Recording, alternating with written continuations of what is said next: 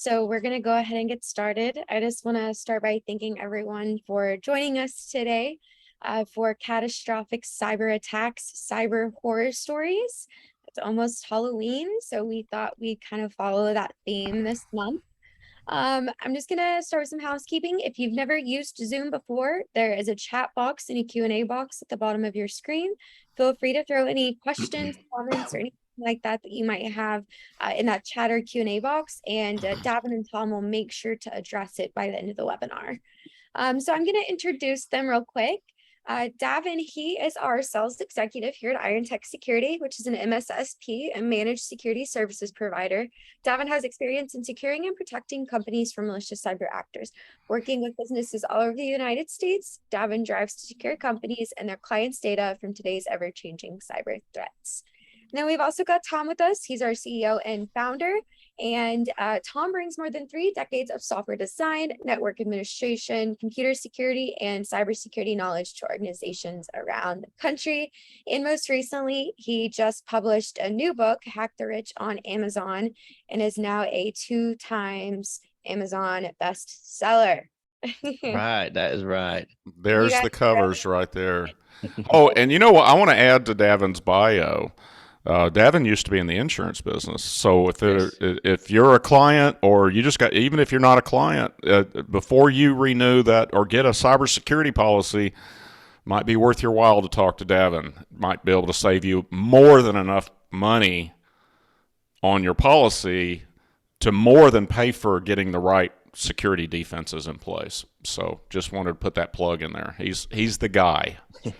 That's right. And that's a very warm and nice introduction. But to really wrap it up, my main job is, of course, one reason why we're here today is to educate and help organizations protect their business, the privacy and confidentiality, not only of their employees, but their clients and customers as well. And so today, of course, we're going to talk about some horror stories that some of you may have experienced, some of you may have not, but we're going to dive really deep into how the attack happened on these specific companies, actually what happened and how it could have been prevented. Now, some of these companies that we're going to talk about, we will have to, of course, keep them confidential. And so we'll probably leave out some names and some specific details, but in general, you'll get the gist. But as we go along and talk through the stories, feel free to ask questions, and we'll either try and hop on them during the conversation, or overall, we'll definitely get back to them at the end. But like I said, we're here to educate and help protect organizations. But before we get started, I do have a quick question just for my curiosity. Do you believe you're prepared for a cyber attack? And now this is, to me, an interesting question to ask, because some of the stories that we're going to talk about today, some of the companies that are involved in this, they may have been asked this question and their answer was most likely yes. And as we go through the stories, you'll understand why they were so very wrong. But another interesting fact with this question is that about 60% of small business owners, they're confident that if a cyber attack happens, they'll be able to resolve it.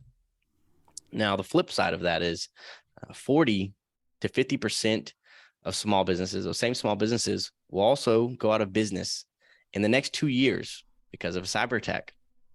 And so the question is, where is that overlapping? If you say, oh yeah, I'm confident I'm prepared for a cyber attack, well, you may be in that same statistics where you may be going out of business in the next 2 years because of a cyber attack. And so I see some people answering the question, about 14% say yes, they're prepared. If you're a client of ours, hopefully that you're saying yes because you're working with us. But 43% of people on here right now say no. Another 43% say I don't know. And so it's kind of interesting perspective there. Yeah. And you know what? We also know research studies tell us that 47% of the people do not know where to go to get the right security in place. And so that number doesn't surprise me. Now, the short answer is, if you don't know, that's about the same thing as saying no. Mm-hmm. So that means that only if that's a true statement, which there's a lot of truth in it if it's not 100% true, that means 86% of you aren't properly protected. And that's why Davin and I do these things and all of the educational webinars and stuff that IronTech does. That's right. And if you did say yes, or even if you said no, or I'm not sure, as we go through these stories, think about, okay, well, what would you do if an attack like this happened? How would you react? Or what do you have in place to stop an attack like this? As we go through, you can kind of go through those scenarios yourself and just think about what would happen. What would happen to your business if you were down for a week? How would that affect you? Just think about that. And at the end, we can answer some questions if you have some questions about certain scenarios. But to get started, we'll go ahead and talk about our first cyber horror story. Now, this one here is one that we're going to keep a little confidential, but like I said, we're going to talk about what happened, how it happened, overall, how to prevent it from happening to you. So first, I'll set the stage, and some of you may be able to relate to this with your current organization, or if you're a single person law firm, or maybe a entrepreneur starting his business. Think about this. And so this specific example came from a small law firm. So single person law firm, but he had maybe one or two other people that helped him run his day-to-day operations. And this specific law firm relied heavily on their email for communication, sending and receiving documents from clients and between the company, but also they used email for invoicing and sending invoices to clients to receive payment, of course, for the services that they provided. But the kicker to this is that this specific lawyer or law firm, the type of email that they used is what ended up in this horror story. But they used a public domain. And what I mean by public domain for email, that's like you're at gmail.com or at Yahoo or at AT&T.net. Now, private domains, specific for us, mine is like davin.chitwood@IronTechSecurity.com. And so by using this public domain, it opened the doors to this specific attack. So now you kind of have the base ground. You can kind of sit yourself in their shoes. So this is what happened. This client, they've been working in the field of law for 10 plus years. And they've been working with this client back and forth and done a lot of business for this client. And what had happened was this lawyer used a public domain for their email. Specifically, it was at AT&T.net. Don't know if I'm supposed to say that, but we'll run with it. And they had performed all the services for their client, the lawyer's client. And this lawyer sent an invoice via email to their client.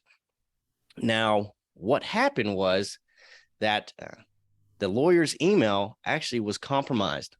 And so we'll dive into really the details here in a second of how that can actually happen. But in 30,000 square foot view, what happened was that he sent the invoice to the client, the email was intercepted, and the cyber criminals changed only the banking information on that invoice. And all they did was change a few numbers to make it their actual account. And so the lawyer's client received that invoice.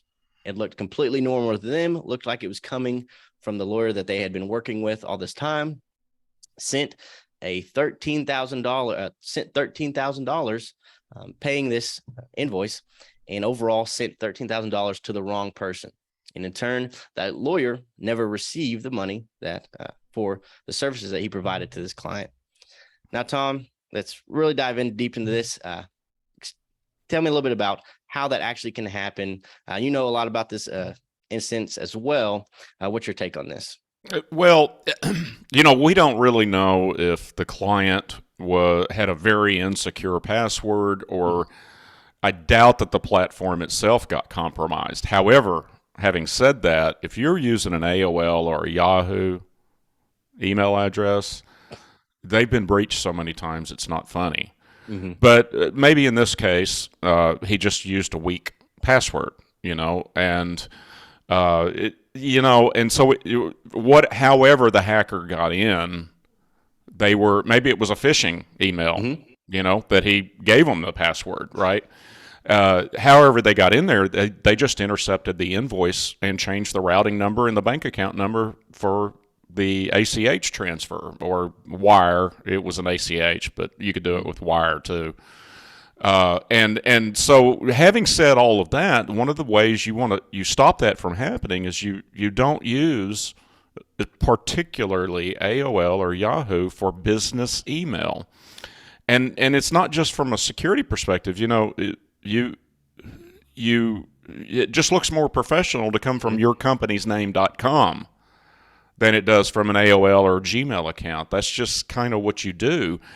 And the sooner you make that transition off of a public email server to a private email server or a private domain like Davin was talking about, the less painful it will be, and hopefully the more secure it will be. So yes, is it free? No, but I believe it's the cost of doing business, and it's the right way to do business. It's part of your branding. It's part of your image, and those services really aren't designed, not even to mention the confidentiality. Yes. This particular instance was a recommendation that we had made up front that you need to get off of that, and now consequently they've switched and they've got their own domain name, and they've got secure email service. And if you are in any kind of business such as law, to where you have to archive emails and things like that, you really need to bump up your game. Because email archiving is a whole different thing, it's a whole different product. It costs a little more, and that way that those emails are going to be available forever. A traditional email server is not designed to store everything forever. And yeah, you can argue that Gmail does it and all this, but you also got to remember Gmail is selling you stuff. If you're using their free email service, that's because they're marketing you to their customers. You're not their customer. They're selling your data. So now you've got the whole confidentiality part as well, and you really need to have that under control. I think I covered it pretty good, didn't I, Davin? Oh yeah, and to put it in perspective, like I said, we did recommend this to this specific person, but overall, you can invest maybe $100 a year, roughly, depending on the number of emails, things like that, however deep you want to get into it. But $100 a year can save you a $13,000 loss. And so to put it in perspective like that, it's an investment for overall the security of not only your organization, but also your clients as well. There's also other email services that I would recommend, especially when sending specific confidential information, things like email encryption. When sending or receiving confidential information regarding a client or employee or anything like that, I always recommend using some type of encryption regarding that email and resources as well. Yeah, we got a couple of questions here. Mohammed's asking, the example is about a small law firm for which the cost of getting a private email domain is high. Emails you can get domains you can buy for $9 a year or something, or maybe $13 a year. And you've got a law firm and you can't spend $100 a year for the email and the domain. I disagree with it's not high. And then email encryption, Muhammad asked, why can't you just encrypt the invoice? Well, email encryption is yet another layer of service to where it would have prevented that from happening as well. But the vast majority of people don't realize that these emails exist. We call it data at rest. So many people think that when you receive an email, it's on your computer, and then you reply to it, and then it's on the recipient's computer, and that's all it ever is. But in reality, it is at rest on the mail server, the spam filter, and anywhere else out on the interwebs, right? All these different clouds out there for an indeterminate amount of time. It might be weeks, might be months, might be forever, might be years and years and years. And so it's always vulnerable. But if you've got access to someone's actual email account, just encrypting it probably is not enough. You could probably get by it. But limitless. Yeah, and we don't encrypt our invoices. They come out of the billing software platform. But we also have a very secure system for remittance or paying the invoice. So there's a lot of different things they could have done to prevent that from happening. But yeah, thanks for the questions. Yep, absolutely good questions. Now, this next story is something involving a company that you all possibly have heard of, called Colonial Pipeline. And this was actually pretty recent, not too long ago. But to put in perspective, I'll set the stage. Colonial Pipeline is one of the largest, most vital, very, very important oil pipeline in the United States. It's been around for years and years and years. And they have over, I believe it's 5,000 miles of pipeline. Starts in Texas and goes up the East Coast to New Jersey. Basically, they supply almost half the fuel, gas for jet fuel, cars, everything for the East Coast of the United States. Now, what happened? Well, they had one of the largest publicly disclosed cyber attacks in the United States critical infrastructure history. And what happened is attackers stole 100 gigabytes, lots and lots of data within 2 hours. Of course, they ended up shutting down operations. The Colonial Pipeline experienced a ransomware attack where they couldn't access some of their computer systems, billing, accounting, things like that. And overall, we're down for, maybe a week or two.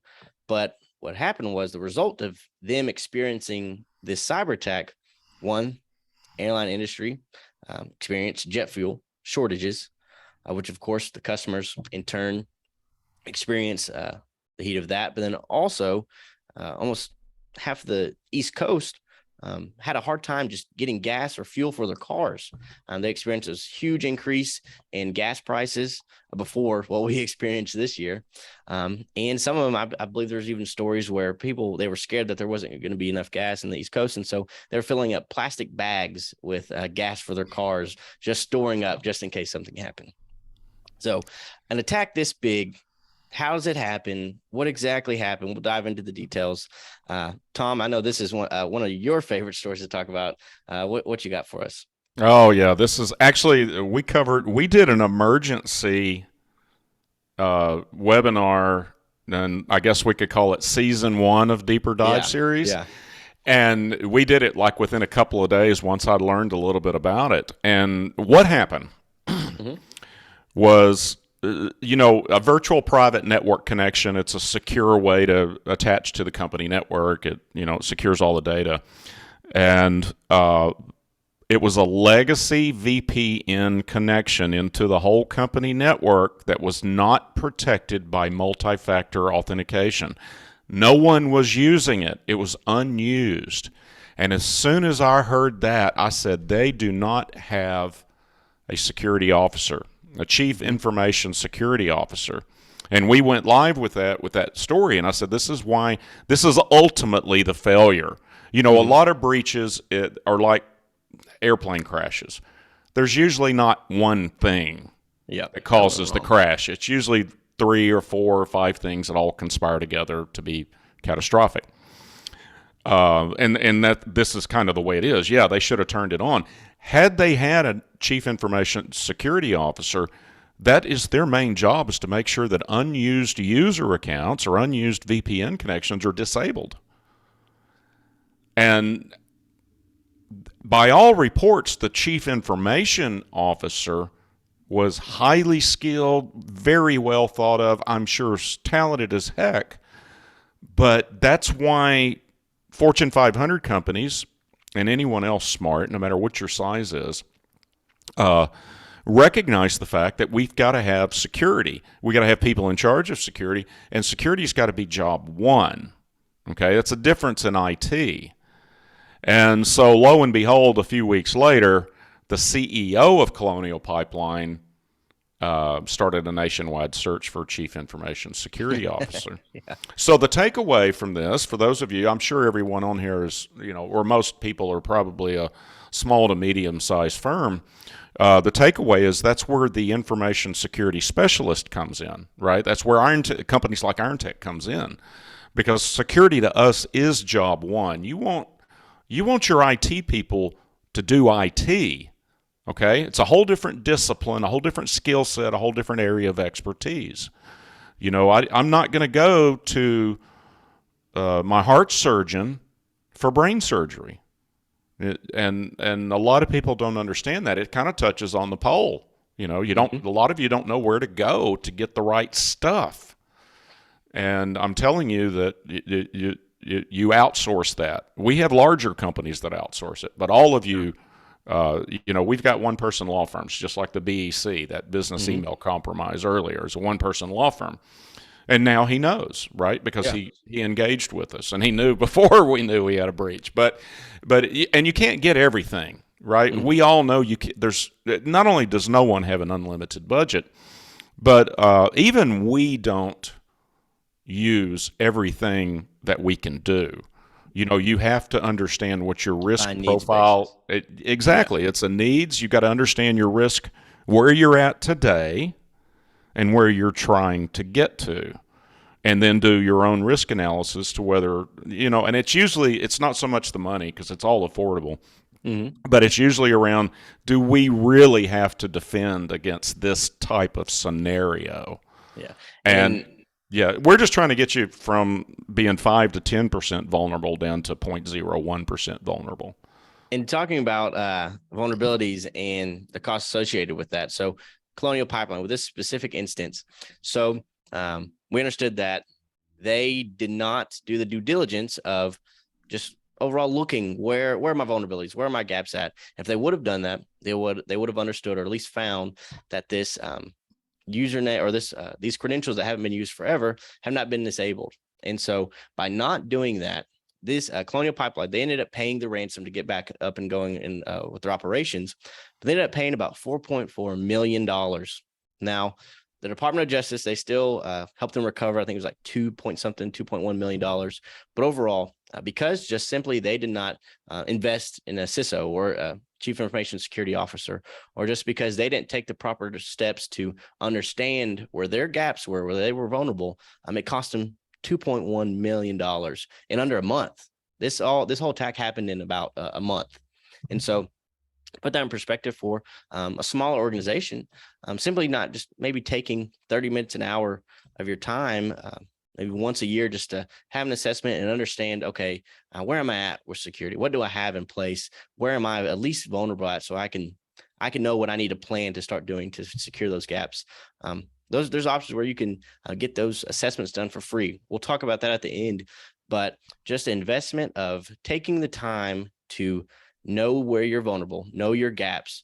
In this case, Colonial Pipeline could have saved them millions of dollars, but for an instance with a small business, the impact on the economy on the Eastern Seaboard is probably hundreds of millions, if not billions of dollars. Interrupting fuel supply for whatever it is, 50 million people. That's not trivial. That costs all of us, by the way. Yeah. That was an impact on everybody, especially if you live there. I happened to fly into Florida a couple of weeks afterwards, and there were still gasoline lines at some of the gas stations. It was crazy. Now, I know we're coming up on a 30-minute mark. We have another story, and we may go a little over today, but these are horror stories. Everybody wants to hear horror stories. Well, so this one is one that we have to keep a little confidential, but it involves a surgeon's office. And so Tom actually had firsthand experience with this specific attack in this client. And Tom, could you kind of set the stage for us and exactly get into detail what happened? I know this involved a lateral movement type of attack, and maybe explain a little bit what that means as well. Yeah. Okay, so in the ransomware world, whenever you come across or you experience what's known as a lateral movement attack, that means that every single computer, the very first computer that lets the attacker in, not only is the job to start encrypting files, but it's another job is to infect every other computer with the ransomware attack that it can possibly get to. So it's pinging every single thing in the network just constantly. It is a wicked, wicked attack, and it gets everybody's attention, including mine. Those of you that know us, one of the things, or you've listened to anything that we've talked about over the years, we practice what's known as defense in depth, right? We assume a layer or two of defense is going to get broken. Now, more often, by far more often than not, it's going to be the human element, and there's just so much you can do for that. So obviously the attacker got through, convinced somebody to open up a file attachment. That was the attack vector. And then we had alarm bells in our control center. We have intrusion detection software. This is a client that was protected by us. And of course, we're got all hands on deck. We're engaging with all of our vendor partners. We're supported by literally hundreds of other InfoSec professionals all over the world. So when we have a really massive attack like this, we've got all hands on deck. We're engaging with all of our different vendors, and I'm watching this attack in real time, just hammering every single device on the network. It brought it to a halt. And finally, we said, okay, we're going to have to shut the office down in order to get our, to wrap our head around it. And that's not a trivial, request to make of the surgeon, because he's got surgery scheduled. And these are not life-threatening surgeries, okay? They can usually be postponed, but it's still embarrassing and a hassle and things like that. And it's not a decision we make lightly, but you got to shut down. We've got to stop this attack. We're so far stopping it, but it's relentless.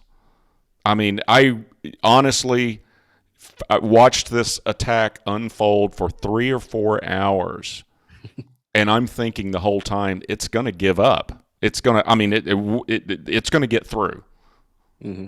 But the defenses held, and we had one of the vendor partners' products. They were watching it, and that particular product, that if you're a client of ours, everyone's got it. We require it. That's not a layer you can not have and be a customer of ours. But another partner of ours, a competitor to the product that was really kind of a competitor, that was really holding ground. This other partner wrote a custom piece of software that we were finally able to stop the attack and get it to slow down, stop the attack, and get the situation under control. This particular attack was so vicious, there was no way to know if we cleaned everything off. So we had to take everything out of that office, do a total wipe and reinstall operating system all the way from the get-go. But the takeaway is they were only down that one afternoon. We had enough clean boxes ready to go first thing Monday morning. And it still took 2 or 3 weeks for everything to flow through and get everything back up to 100%. But had we not been there, we're talking HIPAA violations. It could have. I'm sure it would have been extortionware. Could have been identity theft. It was likely resulting in those doors closing for good. Yeah, you're talking about destroying someone's reputation. Yeah. But there were no HIPAA violations. There was just 1 or 2 indiscriminate files that managed to get encrypted, but for the most part, our stuff held, and it did well. And this goes back to, we talk a lot about you really need cybersecurity awareness training. We don't I guess we do require it for new clients. No, we do. Right? Yes, we do. Yeah. It should be required. But you need to use it, right? If you don't use it, it doesn't help you.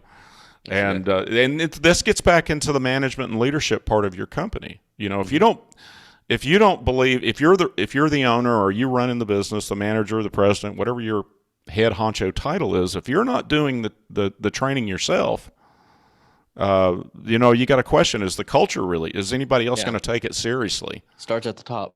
Yeah, over 90% of successful breaches involve a con job. Some human being was tricked into letting the hackers into the network. Just like when the United States attacked Iran's nuclear enrichment facility. That was a social engineering. That nuclear enrichment facility was air gapped, and what that means is there's nothing in that facility connected to the internet. It was totally sealed from a networking perspective, and they socially engineered. The United States and Israel socially engineered to get the virus in there. And we don't like to say this a whole lot in the InfoSec world, but nothing is 100%. Our own NSA was breached a few years ago. And if you can breach the NSA, anything can be breached. But like I said earlier, we're trying to get everybody from that 5 to 10% likelihood, and it might even be more, that 5 to 10% likelihood of having a successful attack taken out on you to the 0.1 or 0.01%. That's really, it's all about risk. And you manage risk in all aspects of your company. I don't care if it's marketing, if it's human resources, it's finance, it's product delivery, service delivery. There's risk to all of it. And this is something that if everybody put in place just that one tool I'm talking about, ransomware would go away. No, it really would. There'd be no more ransomware attacks. That's exactly right. And it kind of talking what you just said, talking about that one tool. How do you know you need it, or what is that actual tool? We'll talk about that here in a second before we hop off. But I want you to think about. So we talked about 3 different stories. One story, the company had security tools in place, but they didn't take the recommendation of securing their email. It ended up costing them $13,000.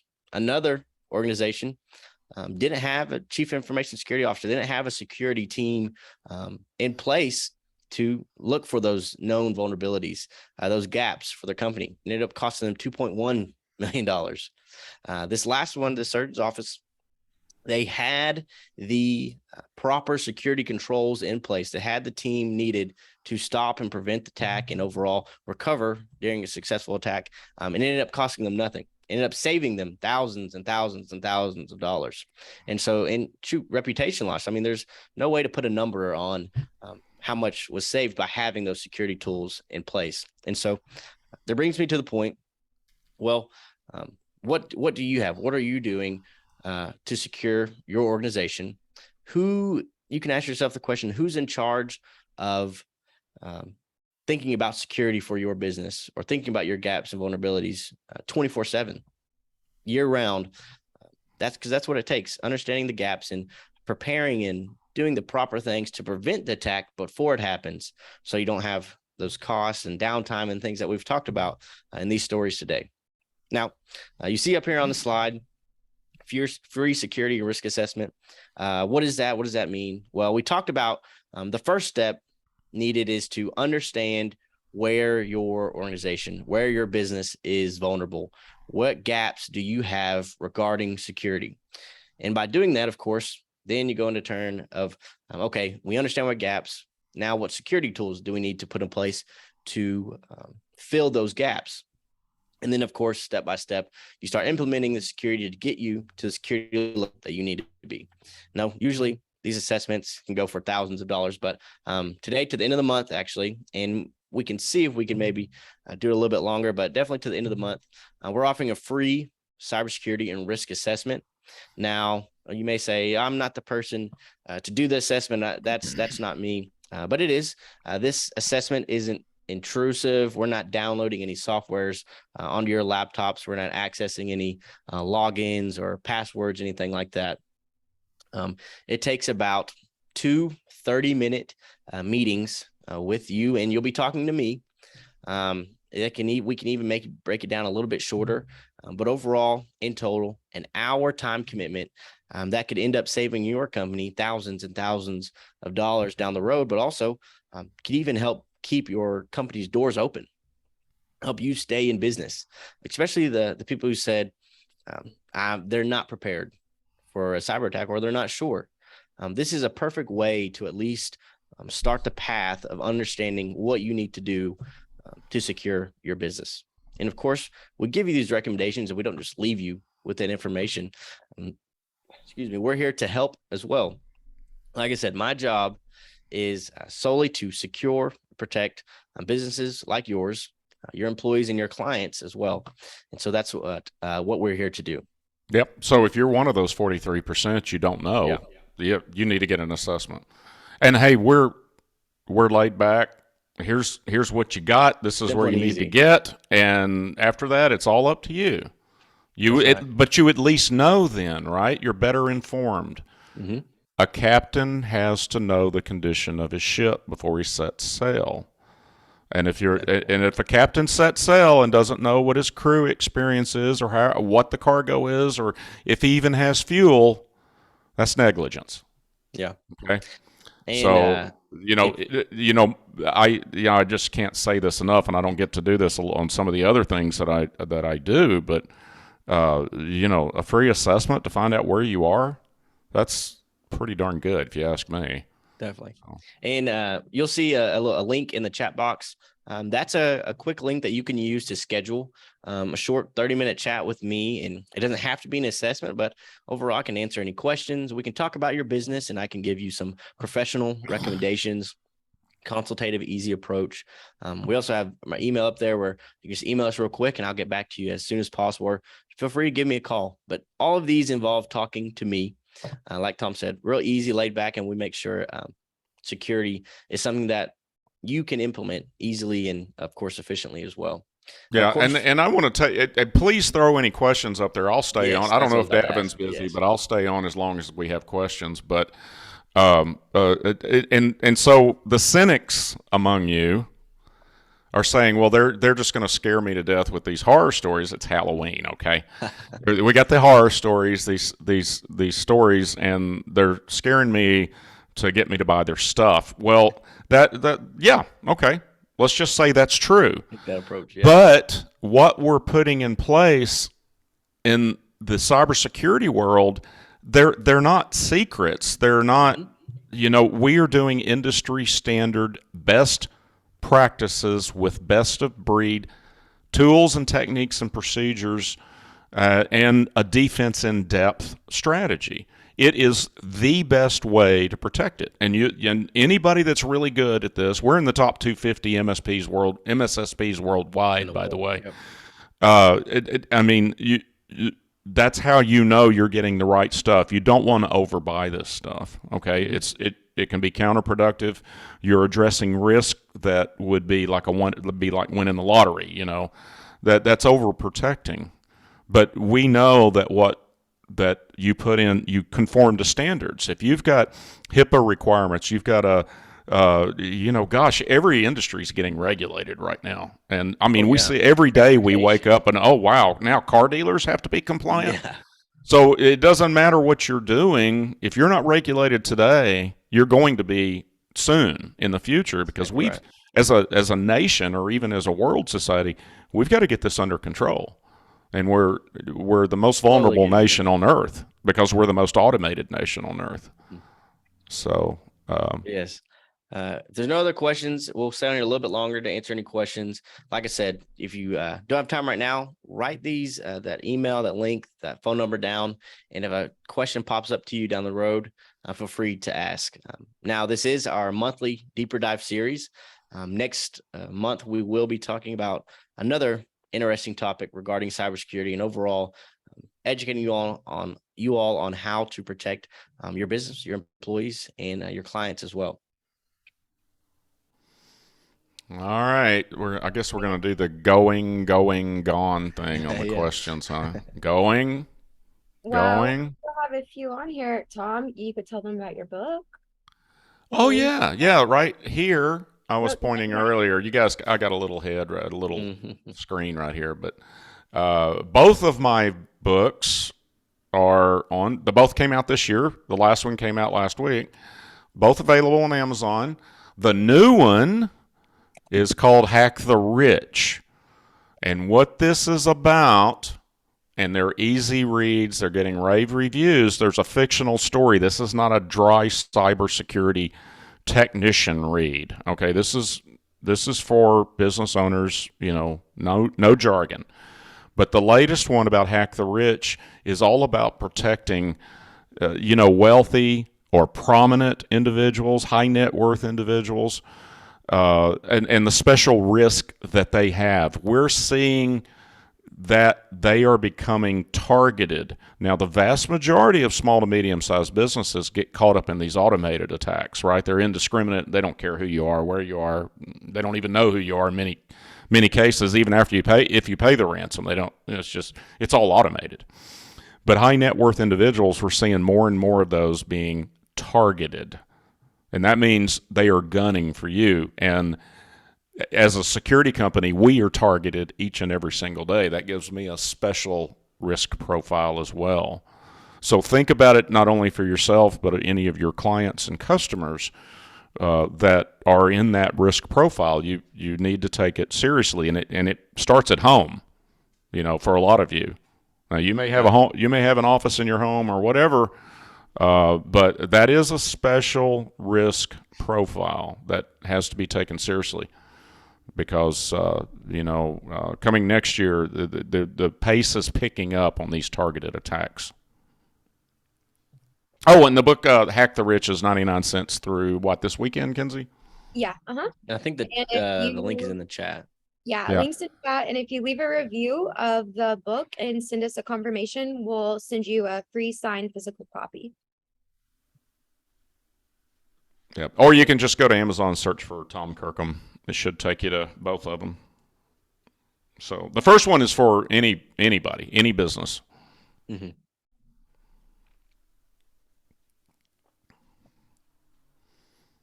Okay, guys. Well, I'm going to say that's it. Thanks, everyone, for attending, and we'll see y'all next time. Thanks so much.